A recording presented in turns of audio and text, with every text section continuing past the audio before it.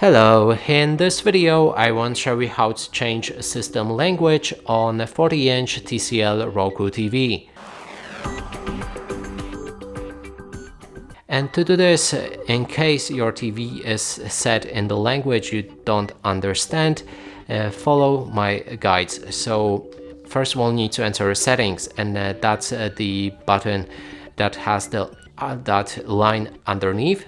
So click on OK to enter it. Then we need to move to the system, which should be one above network, first option that you enter, and then click on OK again.